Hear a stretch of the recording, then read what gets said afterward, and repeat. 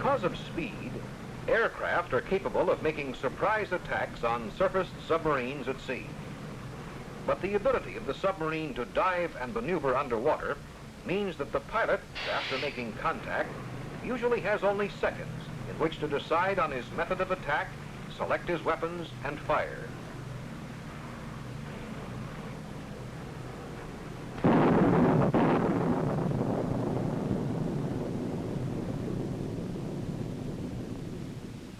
Weapons that can be carried include rockets, depth bombs, and homing torpedoes. Loading will vary with type of aircraft, area of operation, intelligence, and squadron doctrine. Pilots must know what weapons are carried in the aircraft, their characteristics, their uses, and their loading with reference to the selector switch, because the proper weapon will have to be selected for use according to the kind of attack being made. Let's review briefly the weapon's capabilities. Typical anti-submarine rockets carried by aircraft have solid steel heads designed to penetrate the pressure hull of the submarine, to sink or cripple it. The depth bombs are hydrostatically fused and are set to explode at a desired depth. The flat nose prevents ricochet when the bomb strikes the water. It also slows sinking time and makes the underwater trajectory more uniform. Two types of torpedoes may be carried. One is passive, that is, it homes on submarine noises. It is electrically driven and has a search speed of 12 knots and an attack speed of 18 knots. The other type of torpedo is active. Electrically driven, it homes to the target by echo ranging. Its search and attack speeds are the same, 15 knots, and its endurance is from 7 to 11 minutes. There are 5 classes of aerial attack, known as early, tardy, late, visible, and blind. They are employed in the various tactical situations encountered in normal anti-submarine operations. The weapons used are aircraft rockets, depth bombs, and homing weapons. Their selection depends on the kind of attack to be made. Selection is shown for both day and night attacks. This film will show and describe the aircraft tactics used in the various kinds of attack. An early attack can be made when the submarine is surfaced or is diving, with at least some part of it still visible above the surface at the time of the attack. A tardy attack is made within 10 seconds after the submarine has disappeared under the surface. A late attack is made when the submarine has been submerged from 10 to 20 seconds at the time the weapons are fired. The term visible attack applies to those situations in which the snorkel of the submarine is visible, or rare cases in which the submarine's silhouette under the surface is seen by the pilot of the aircraft. The former is similar to the tactical situation in an early attack. If the submarine has submerged more than 20 seconds before the attack can be delivered, or if contact is made by any means other than visual, such as by MAD, a blind attack must be made. When an aircraft makes daylight contact with a surfaced submarine, and the pilot knows that if the submarine dives, he can make an attack while some part is still visible, he will use rockets. A 15-degree angle of attack has been found to be effective in most cases, depending on altitude and speed. For a rapid computation of range, the altitude in feet will indicate the slant range in yards for this angle. Thus, range can be estimated by altimeter. The pilot will try to come in between 225 and 315 degrees from the beam, or between 135 and 45 degrees for his attack, because at any greater angle, the rockets might ricochet on striking the target. His best approach is at 90 degrees to the submarine, for at this angle, the projectile will penetrate best when it strikes. At any range between 1,200 and 800 yards, the first rockets may be fired. The shorter range is better if the attack can begin before the submarine has submerged. The rockets should be aimed to enter the surface 20 feet short of the waterline below the conning tower. Because of their velocity, however, they are effective up to approximately 130 feet of underwater travel. They travel at shallow depths at approximately 15 feet, so are of value only against a surfaced or partially surfaced target. This aircraft is searching in a submarine probability area. The pilot knows his weapons carried and the loading. He gets visual contact on a surfaced submarine. He quickly maneuvers to the proper approach angle and begins his descent, at the same time estimating the range and deciding whether he can attack before the submarine becomes completely submerged if it dives. With time to attack while the submarine is still partially surfaced, he decides on an early attack and carefully sets his selector switch for rockets. Within 1,200 yards range and before reaching 800, he fires 2 rockets. These will help him correct his aim for further firing, and he maneuvers as necessary and as time permits. For best results, he again fires 2 at 800 yards, another 2 at 600 yards, and saves his remaining rockets to fire in a ripple at 400 yards range. With proper aim, at least some of these rockets will enter the water 20 feet short of the target and penetrate the pressure hull of the submarine. That was an early attack, with at least part of the submarine visible. The snorkeling submarine also offers an opportunity for early attack. If the pilot can attack very quickly, he might use rockets or depth bombs.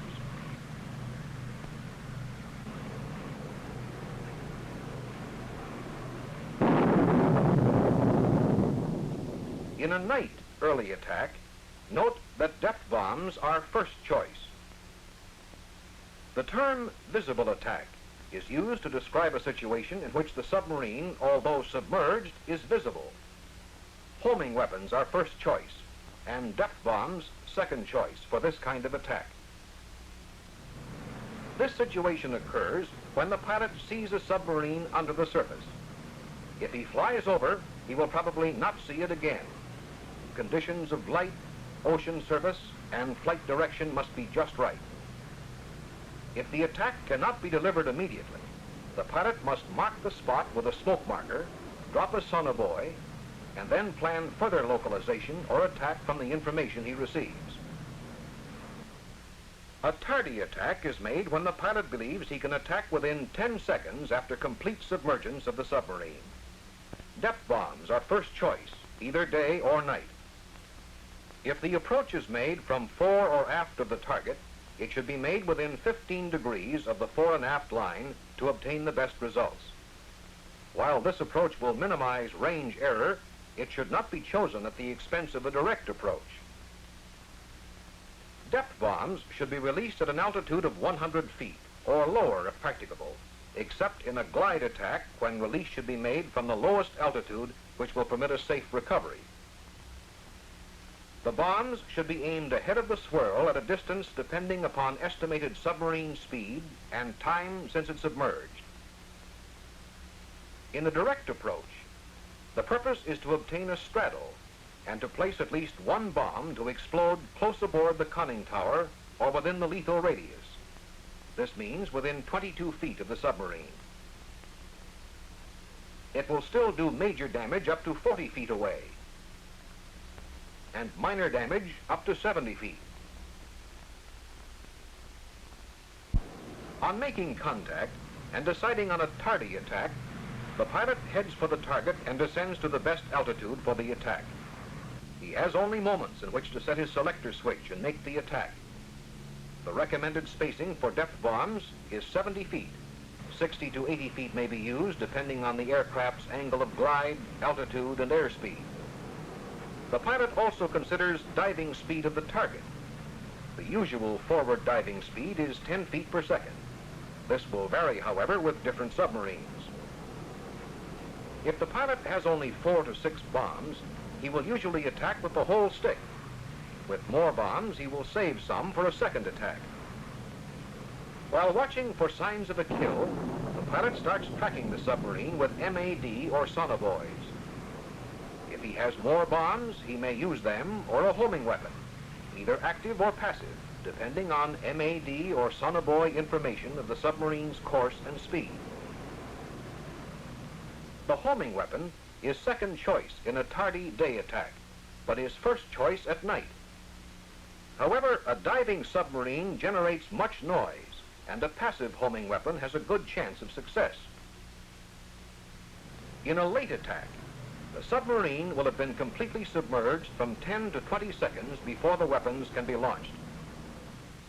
For this reason, homing weapons are first choice.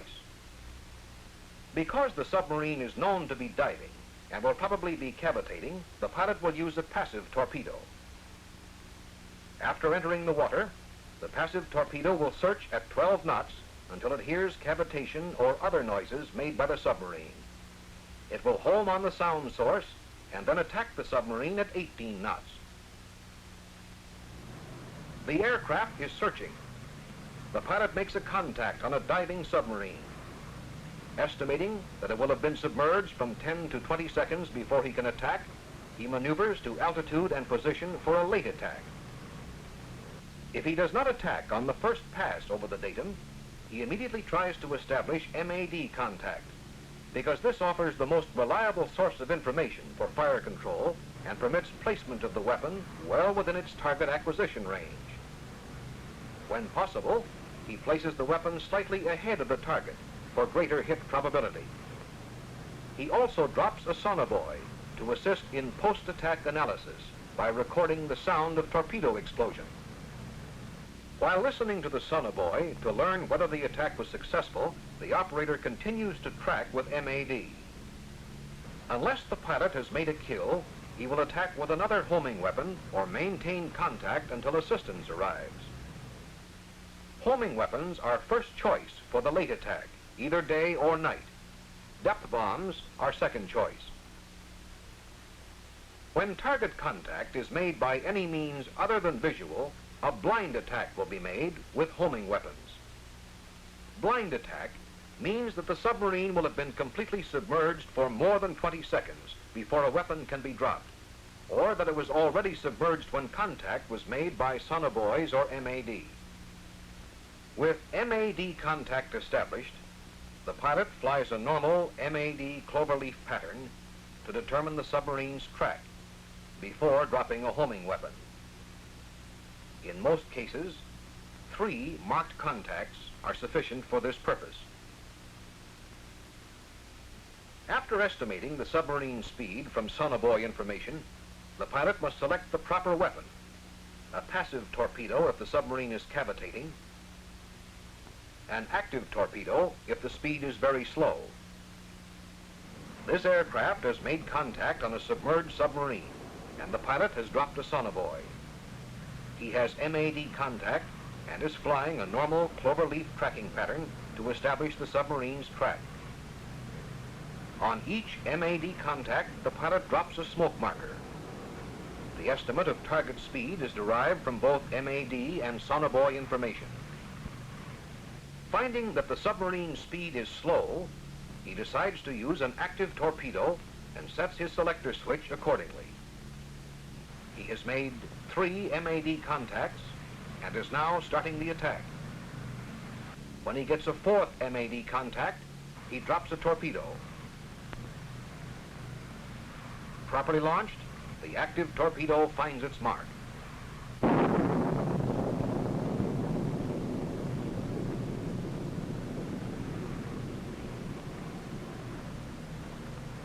The pilot continues tracking until signs of a kill are obtained.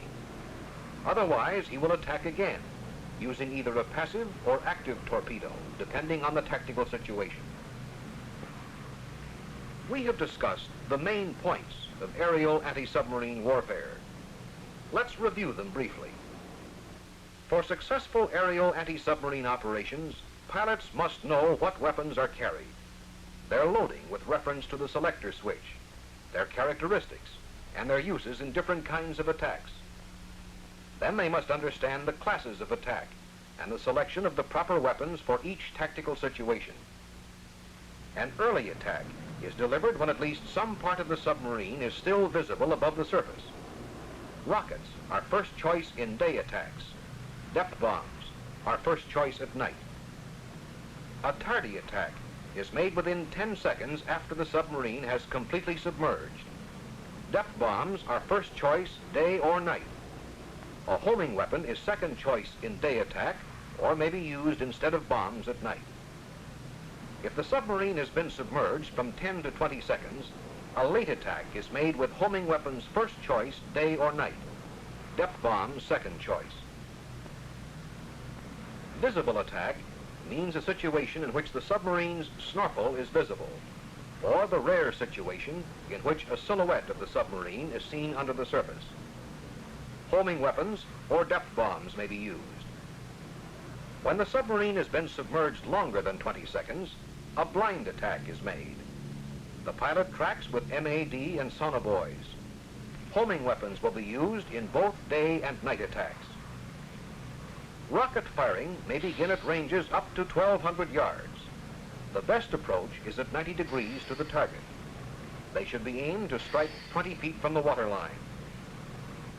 A direct approach is recommended for attack with depth bombs. However, if this is not possible, the attack should be made within 15 degrees of the fore and aft line of the submarine. This offers a high probability of success, as it tends to minimize range error. Bombs should be placed so at least one will fall within the lethal radius of the target, 22 feet, although they will do damage up to 70 feet away. The passive torpedo is used in attack on a cavitating submarine. The highest percentage of hits will be obtained when the torpedo is dropped to fall ahead of the submarine along its projected track.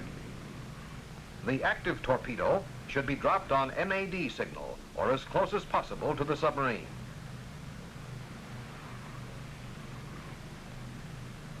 Aircraft are effective against submarines when weapons are properly selected for the tactical situations and when attacks are made from the proper altitudes, angles, and ranges for the type of weapons used. If you are a pilot, it is your job to know them.